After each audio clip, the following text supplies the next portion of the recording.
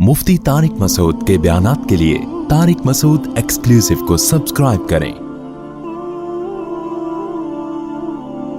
Tariq Masood exclusive.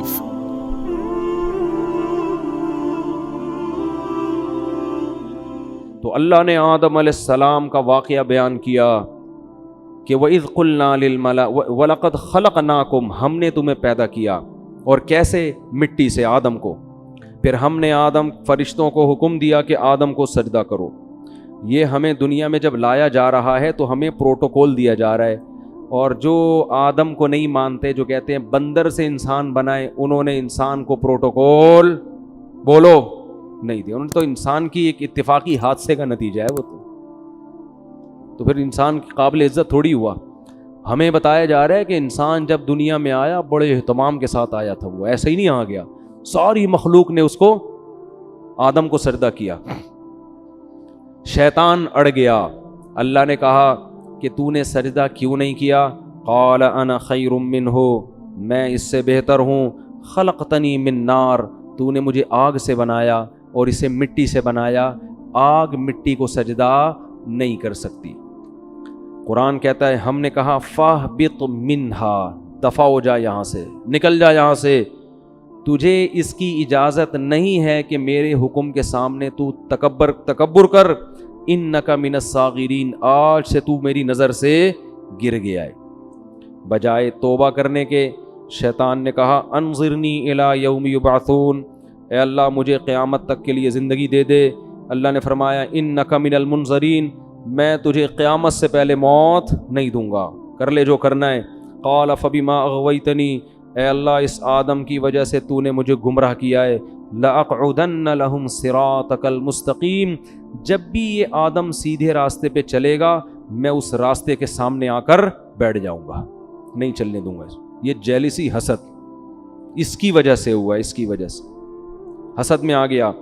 थुम्मा लआतियन्नहुम मिन बैनि अदीहिम, ए अल्लाह, यानी चैलेंज कर रहे हैं अल्लाह को, मैं इसके सामने से भी आऊँगा, इसके पीछे से भी आऊँगा, दाएं से भी आऊँगा, वान शमाइलिहिम, बाएं से भी आऊँगा। वला तजिदु अक्सरहुम शाकिरीन, ए अल्लाह इनमें से अक्सर को तू देखेगा कि वो तेरे शुक्रगुजार नहीं बनेंगे। 100% का तो मैं चैलेंज नहीं करता, लेकिन अक्सरियत को जहन्नम में पहुंचा के छोड़ूंगा। कैसे चैलेंज कर रहा है? ये नहीं कह रहा कि मैं सबको गुमराह करने की कोशिश करूंगा, ना ना, रिजल्ट बता रहा है। ये ऐसे है जैसे कोई आपको कहकर गए कि यार फलां दहशतगर्द है, उससे लड़ना है। एक तरीका धमकी का ये होता है कि मैं अब तो नहीं छोड़ूंगा उसको। एक तरीका होता है कि आप देख लेना कल सुबह अखबार में उसकी रिपोर्ट आ जाएगी, यानी खबर बता रहे होते हैं ना कि बस ये समझो कि ये काम है भाई, हो गया, बस समझो कि ये, बस आपने मुझे कह दिया ना, कल सुबह अखबार में आ जाएगा वो। ये तरीका होता है बड़ी धमकी का। तो शैतान ये नहीं कह रहा कि मैं सबको गुमराह करूंगा। शैतान कह रहा है अल्लाह मैं खबर पेश कर रहा हूँ, ला तजिदु अक्सरहुम शाकिरीन, अक्सर लोगों को तू देखेगा कि वो शुक्रगुजार नहीं है। और कुरान कहता है वलक़द सद्दक़ा अलैहिम इब्लीसु ज़न्नहु, शैतान ने जो दावा किया था ना, उस दावे में शैतान ने अपने आप को सच्चा पाया। अक्सरियत को शैतान जहन्नम का ईंधन बना चुका है। जब शैतान ने ये काम किया, अल्लाह ने कहा उखरुज मिन्हा मज़ऊमम मदहूरा, निकल जा यहाँ से जलील होकर और धुतकारा हुआ होकर, यानी बजाय तौबा करने के और चैलेंज पे चैलेंज कर रहा है। और फिर अल्लाह ने फरमाया अल्लाह मन तबिअका मिनहुम, ठीक है मैंने तुझे लोगों में छोड़ दिया तो इनको गुमराह कर, लेकिन मैं तुझे बताऊं कि जो तुझे फॉलो करेंगे लअमलअन्न जहन्नम मिनकुम अजमईन, तुझ समेत उन लोगों को तेरे साथ जहन्नम में डाल के जहन्नम को मैं भर दूंगा। मैं भी जहन्नम भरने में बुखल से काम नहीं लूंगा, लेकिन मैं ये बात तेरी लोगों को बताऊंगा जरूर कि वो तुम्हारे पीछे पड़ा हुआ है। इसके बाद अल्लाह ने आदम अलैहिस्सलाम से, इधर तो अल्लाह का मुकालमा किससे चल रहा है भाई? शैतान से। चल जा, तुझे मोहलत दी, पंजा आजमा तू जाके। इधर अल्लाह ने आदम अलैहिस्सलाम से खिताब किया, वया आदम, और ए आदम, उसकुन अंता वज़ौजुकल जन्ना, तू और तेरी बीवी दोनों कहाँ जिंदगी गुजारो? जन्नत में। जन्नत में ऐशो इशरत करो। और فَكُلَا مِنْ حَيْثُ شِئْتُمَا، تم دونوں کو میں کہہ رہا ہوں پوری جنت تمہارے لیے میں نے حلال کر دی، جہاں سے کھاؤ چاہو کھاؤ پیو. وَلَا تَقْرَبَا هَٰذِهِ الشَّجَرَةَ، یہ والا جو درخت ہے کھانا تو دور کی بات، اس کے قریب بھی مت جانا، اس کے قریب بھی مت جانا. فَتَكُونَا مِنَ الظَّالِمِينَ، دونوں ظالمین میں سے ہو جاؤ گے. فوس شیطان آ گیا، اس نے کیسا ہوشیار ہے، چلو پہلے آدمی کو چھوڑ دیتا، یہ کل سے میں اپنا کام ابھی تھوڑا ریسٹ کر لوں، ابھی تو دھمکیاں ومکیاں چلی ہیں، ذرا ایک ہفتہ ریسٹ کرتا ہوں، تھوڑا آرام کرتا ہوں، اس کے بعد پھر جو ہے کوشش کریں گے. ویژنری لوگ جو ہے نا وہ ریسٹ نہیں، چاہے اچھا ویژن ہو چاہے برا ویژن، اس سے پتہ چلتا ہے. اور شیطان اس میں کامیاب بھی ہوا. قرآن کہہ رہے اکثریت کہاں جائے گی؟ جہنم میں. شیطان نے جو کہا تھا نا کر کے دکھایا، لیکن بے وقوف یہ نہیں دیکھ رہا کہ میں بھی تو جا رہا ہوں ٹھیک ہے نا، یہ بے وقوفی ہے اس کی. اس نے کہا کوئی بات نہیں، ہم بھی جائیں گے، ان کو بھی لے کے مریں گے. تو اسی وقت سے شیطان نے کام اپنا شروع کر دیا. یہ جنت میں کیوں چلے گئے؟ قرآن کہتا ہے فوسوس لہما الشیطان، دونوں کو جا کے دل میں وسوسے ڈالنا شروع کیے شیطان نے، دل میں وسوسے. لیبدیہما وقال ما نہاکما ربکما عن ہذہ الشجرہ، ان کے دل میں جا کے خیالات ڈالے کہ دیکھو پوری جنت میں ہر چیز کھانے کی اللہ نے اجازت دے دی ہے، یہی والے پہ پابندی لگائی ہے، اس کا مطلب اس میں کچھ ایسی خاص چیز ہے جو دوسروں میں نہیں ہے. یہ انسان کی نیچر ہے کہ جس چیز سے روکا جائے نا، آپ تجربہ کر کے دیکھ لیں، گھر میں نا ایک الماری رکھیں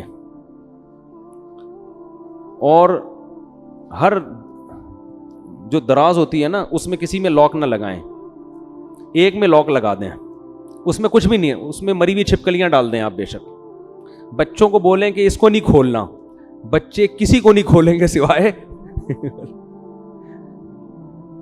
اسی کو کھولنے کی، ان کو ہوگا. وہ یہ شیطان وسوسے ڈالتا ہے، وہ نافرمانی کرواتا ہے.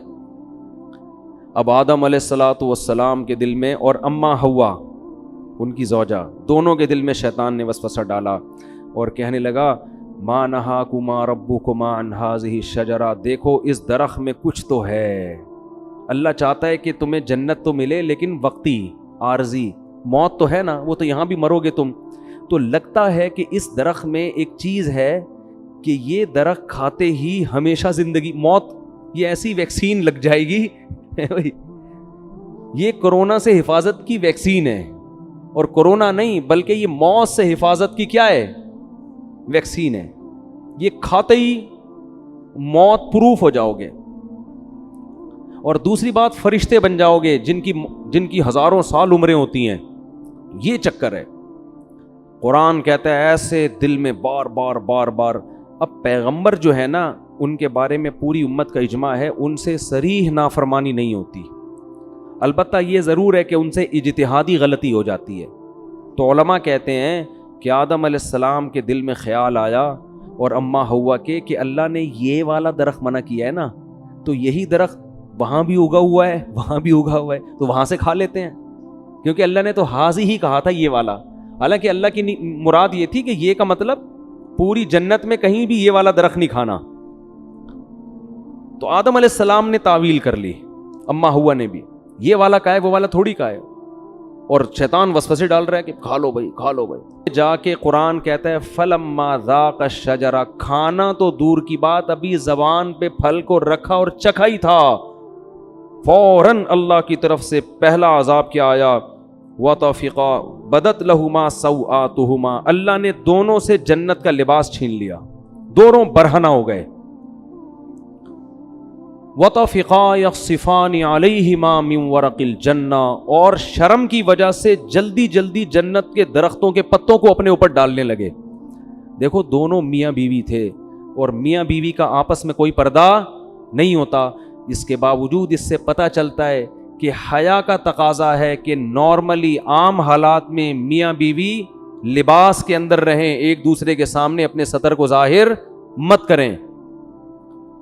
اس سے آپ اندازہ لگاؤ کہ جو ہماری لبرل خواتین جو کسی کی بیوی بھی نہیں ہیں، غیر محرم مرد کے سامنے نارمل حالات میں نیم برہنہ لباس پہن کے گھومتی ہیں، قرآن کی نظر میں وہ کس قدر بے حیا ہیں. یعنی بیوی کو بھی کہا جا رہا ہے کہ نارمل حالات میں جب میاں بیوی کا کوئی ریلیشن نہ ہو اس وقت تو نارمل پراپر ڈریس میں ہونا چاہیے. حالانکہ میاں بیوی کا کوئی پردہ نہیں ہے, لیکن یہ حیا کا تقاضا ہے. اور وہ عورت جو کسی ایسے مرد کے سامنے اپنے جسم کو ظاہر کرتی ہے جو اس کا شوہر بھی نہیں ہے اور نارملی اس ڈریس میں گھومتی ہے, اسکرٹ پہن کے گھوم رہی ہیں, سلیو لیس کپڑے پہن کے گھوم رہی ہیں, اس کا مطلب یہ لوگ آدم علیہ السلام اور اماں حوا کی نیچر پر نہیں ہے, انہوں نے اپنی خاندانی پرمپرا کو چھوڑ دیا ہے. اصل تو ہمارا خاندان آدم اور حوا والا ہے نا, یہ اپنے کلچر کو فالو نہیں کر رہے, یہ آدم اور حوا کی نیچر پہ نہیں ہے, یہ فطرت پہ نہیں ہے یہ لوگ.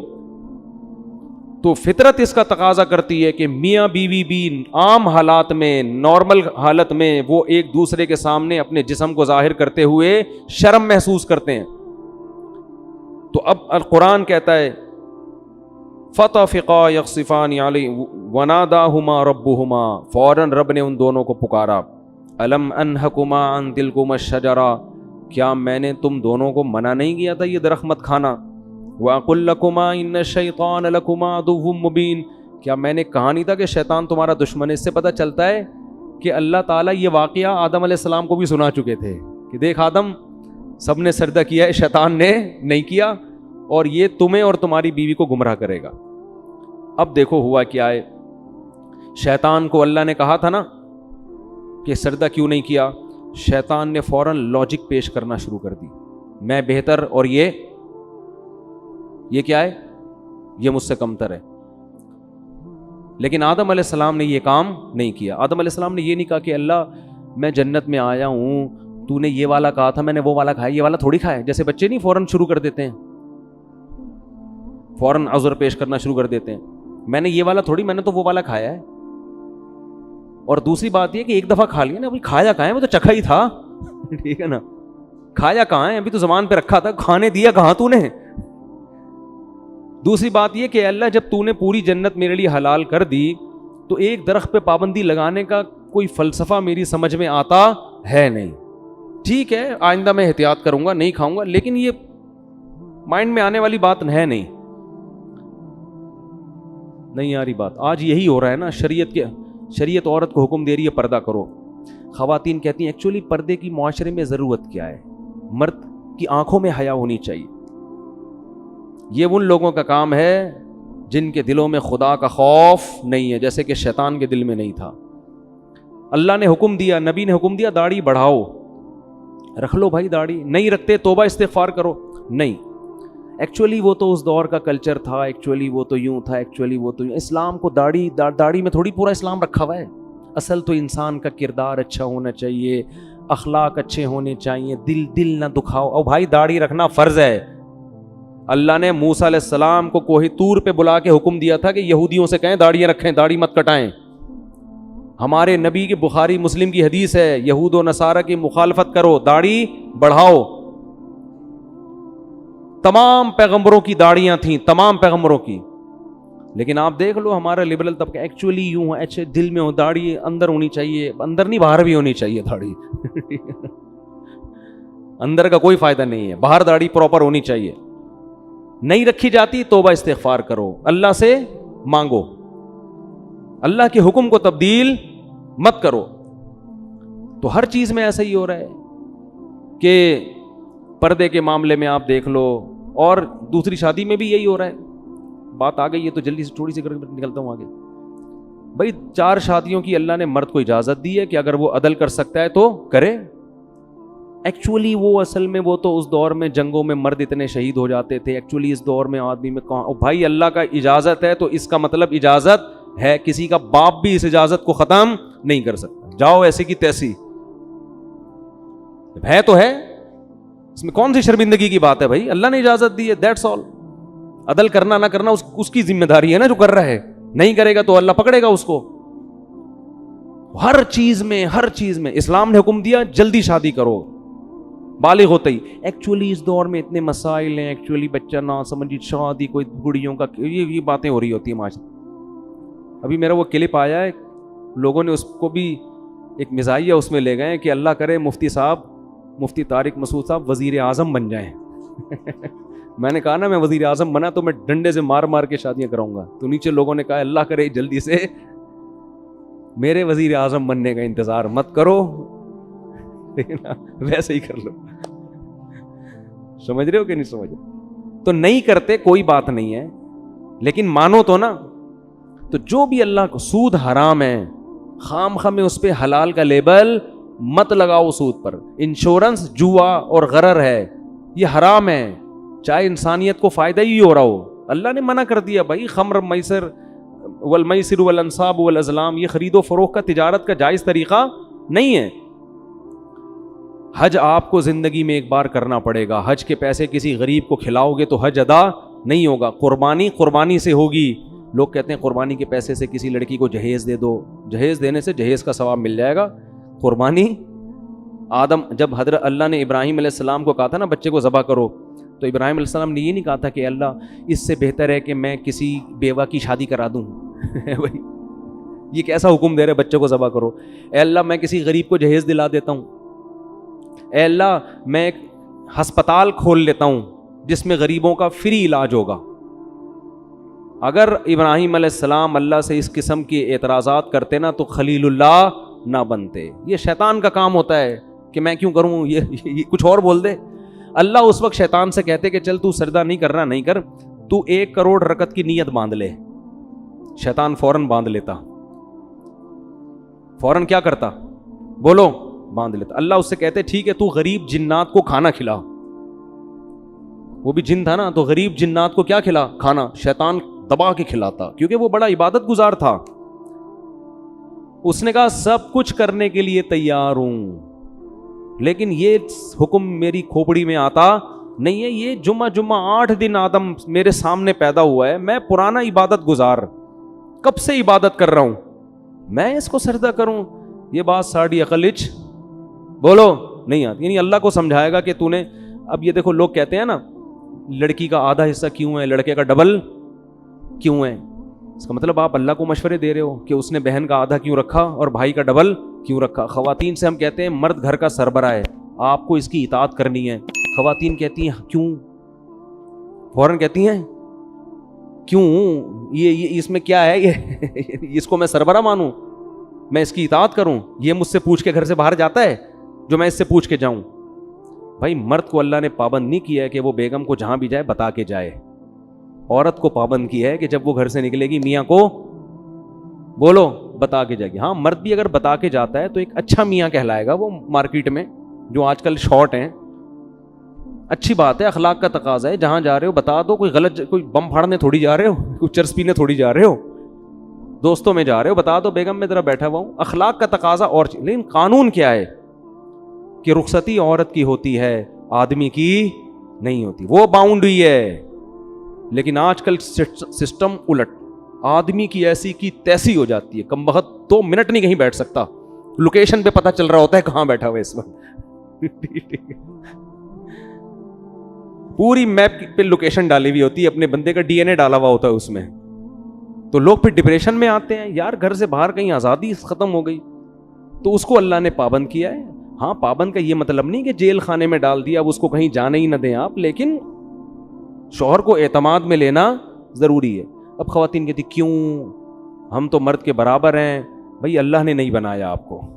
للرجال علیہن درجہ, اللہ کہتے ہیں میں نے مرد کو عورت پر ایک درجہ فضیلت دی ہے. تو عقل مند عورت کہے گی بھائی اللہ نے اس میرے میاں کو میرا سربراہ بنا دیا, اے اللہ میں تیرے حکم پہ راضی ہوں, اگرچہ مجھے کھوپڑی میں آتا نہیں ہے, لیکن میں اس کو سر کا تاج بناؤں گی, اس کی خدمت کروں گی, اس کو عزت دوں گی, اس کو احترام دوں گی. عقل مند عورت یہ کرے گی کس کو خوش کرنے کے لیے, اللہ کو, کہ بھائی یہ بھی مر جائے گا ایک دن تو مجھے اللہ اس پہ کیا دے گا, اجر, کہ تو نے اپنے شوہر کو راضی رکھا تھا.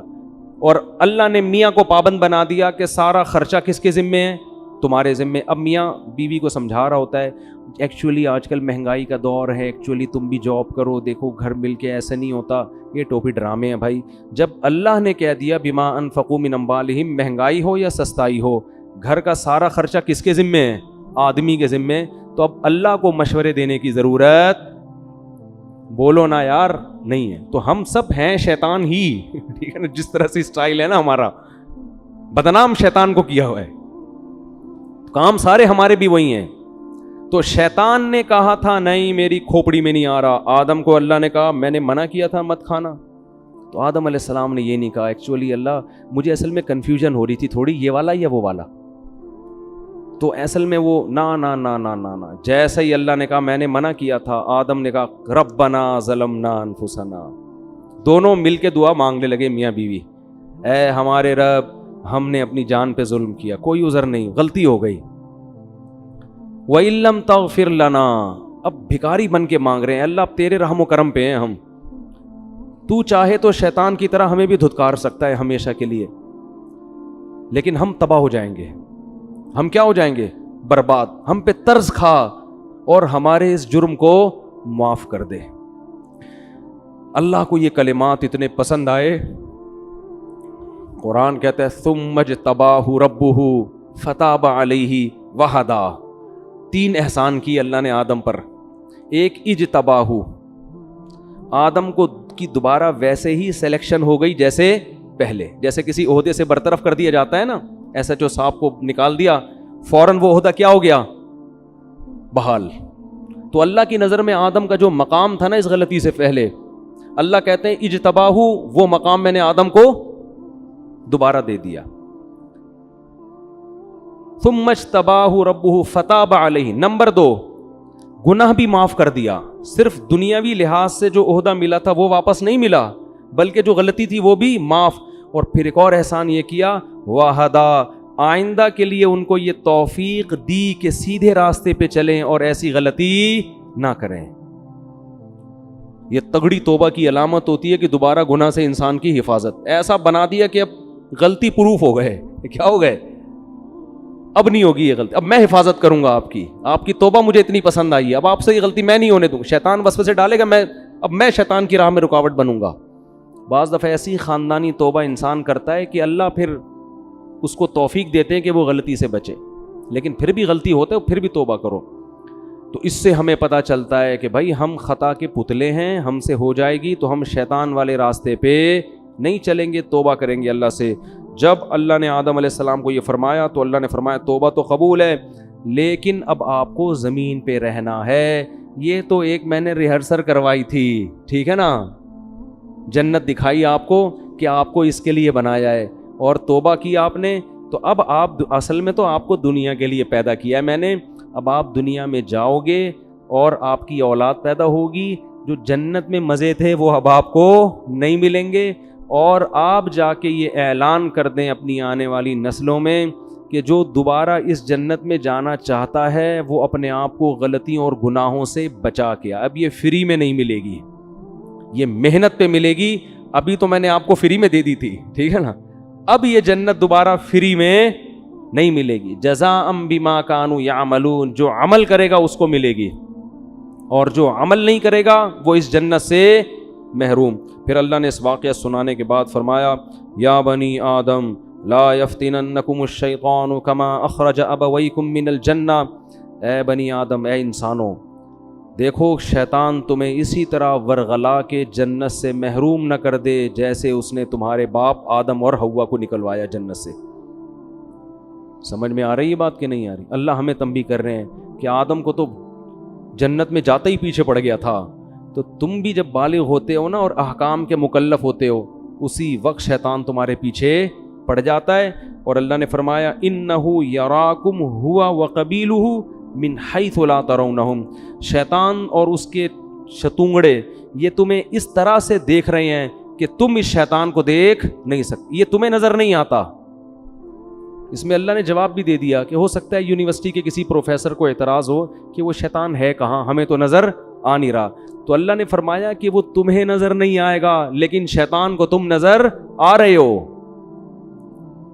یہ ایک حقیقت ہے, ہر چیز سائنس ٹریس نہیں کر سکتی. شیطان مادی چیز نہیں ہے, اور سائنس کا جو ٹاپک ہے نا وہ مادی چیزوں پہ ہے. بہت سی اور اللہ نے ایسی مخلوق پیدا کی ہے جو ہمیں نظر نہیں آتی, وہ ہماری لیبارٹریوں میں ٹریس ہی نہیں ہو سکتی ہے. تو اللہ نے فرمایا انہ یراکم ہوا وقبیلہ, شیطان اور اس کے قبیلہ تمہیں جس طرح سے دیکھ رہا ہے تم اس کو بولو نہیں دیکھتے. اور اللہ نے آگے بس بھی آیت پڑھ کے اپنے بیان ختم کرتا ہوں. فرمایا انا جعلنا الشیاطین اولیاء للذین لا یؤمنون، ہم نے شیطان کو ان لوگوں کا دوست بنایا ہے جن کا آخرت پر ایمان کمزور ہوتا ہے۔ اگر جنت پر آخرت پر ایمان مضبوط ہو، اس کا استحضار ہو، تو شیطان کا وار پھر آسان نہیں ہوتا۔ تو اس سے پتہ چلتا ہے کہ شیطان کے شر سے بچنے کے لیے یہ ضروری ہے کہ موت کا، قبر کا، آخرت کا استحضار کیا جائے، بار بار سوچا جائے کہ ایک دن آئے گا، ہمیں اللہ کے سامنے حساب دینا ہے۔ اور اسی سورہ اعراف میں اللہ نے فرمایا کہ جو لوگ آخرت کو بھول کے بیٹھے ہوئے ہیں نا، الیوم ننساہم کما نسوا لقاء یومہم ھذا، آج کے دن ہم ان کو ایسے ہی بھول جائیں گے جیسے یہ دنیا میں حساب کتاب کے دن کو بھول گئے تھے۔ پھینک دیں گے ہم ان کو آگ میں اور بھول جائیں گے ہم، کیونکہ انہوں نے دنیا میں حساب کتاب کو یہ بھول گئے تھے۔ تو اس سے پتہ چلتا ہے بھائی کہ ہمیں حساب و کتاب کے دن کو بار بار یاد رکھنا ہے، گھروں میں اس کا تذکرہ کیا کریں، دوستوں میں تذکرہ کیا کریں، بھائی ایک دن حساب و کتاب کا آنے والا ہے۔ پیغمبروں کو اللہ عدالت کے کٹہرے میں کھڑا کرے گا، ہم اور آپ کس کھیت کی مولی ہیں بھائی؟ تو بار بار جب اس کا استحضار ہوگا نا بھائی حساب کتاب، یہ آپ کو موٹیویٹ بھی کرے گا اور غموں سے نجات بھی دے گا۔ کسی نے آپ پہ ظلم کیا، پیسے لے کے بھاگ گیا، اب وہ میرے انگوٹھے جو وہ سبزی والے کے جو انگوٹھے میں لے کے بیٹھا ہوا تھا، مجھے تسلی کس سے ہوئی؟ بھائی ایک دن حساب و کتاب کا آنے والا، مل جائیں گے آخرت میں وہ سبزی والا، بولو ملے گا۔ میں بولوں گا بیٹا کہاں ہے پیسے نکال، اب پیسے تو نہیں ہوں گے، اپنی نمازیں دے دے مجھے، ٹھیک ہے نا، میرے گناہ اپنے اوپر لاد لے۔ تو یہ حساب و کتاب، کوئی بھی کسی پہ ظلم کر رہا ہے، اللہ کہتے ہیں لا تحسبن اللہ غافلا عما یعمل الظالمون، ظالمین جو کچھ کر رہے ہیں اللہ کو اس سے غافل مت سمجھو، انما یؤخرہم لیوم تشخص فیہ الابصار، اللہ ایسے دن کے لیے مہلت دے رہا ہے جس میں آنکھیں کھلی کی کھلی رہ جائیں گی۔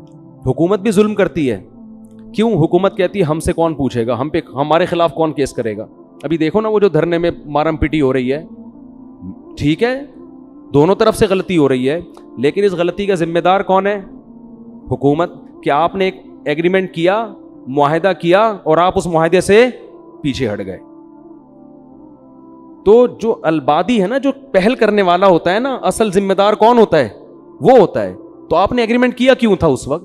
آپ سوچ کے ایگریمنٹ کرتے نا، لیکن گورنمنٹ جو ایگریمنٹ کرتی ہے اس کو توڑتی ہے، کیونکہ جب سب لوگ حکومتی سطح پہ حکومت کے ساتھ ہوتے ہیں تو حکومت کو پتہ ہے کہ میرے خلاف کیس کرنے والا کوئی بھی نہیں ہے، جو عدالت کیس کی سماعت کرے گی وہ ہم نے اپنے بٹھائے ہوئے ہیں۔ تو ایگریمنٹ توڑنا طاقتور کے لیے بہت آسان۔ تو اللہ قرآن میں کیا فرماتے ہیں کہ لا تحسبن اللہ غافلا، فرعون نے کیا کچھ نہیں کیا تھا، تو اللہ فرماتے ہیں دنیا میں کہیں بھی کسی پہ ظلم ہو رہا ہے تو اللہ کو غافل مت سمجھو۔ پھر اے اللہ تو حساب لیتا کیوں نہیں ہے؟ اللہ فرماتے ہیں یوم تشخص یؤخرہم، ہم نے ایک ٹائم متعین کیا ہوا ہے، حلیم ہے اللہ، بردبار ہے، جلد باز نہیں ہے۔ فوراً اگر ہو تو پھر تو سارے انسان کے بچے بن جائیں۔ کیا خیال ہے بھائی؟ پھر آزمائش تھوڑی ہو، ادھر کوئی زنا کرے ادھر چھت گر جائے اس کے اوپر، تو فوراً لوگ زنا چھوڑ دیں، یار ادھر جرم کرو فوراً سزا ملتی ہے۔ نا نا نا، قرآن کہتا ہے سزا کے لیے ایک دن ہم نے متعین کیا ہوا ہے۔ اللہ تعالیٰ سے دعا ہے اللہ سمجھنے کی اور عمل کرنے کی توفیق عطا فرمائے۔ وما علینا الا البلاغ۔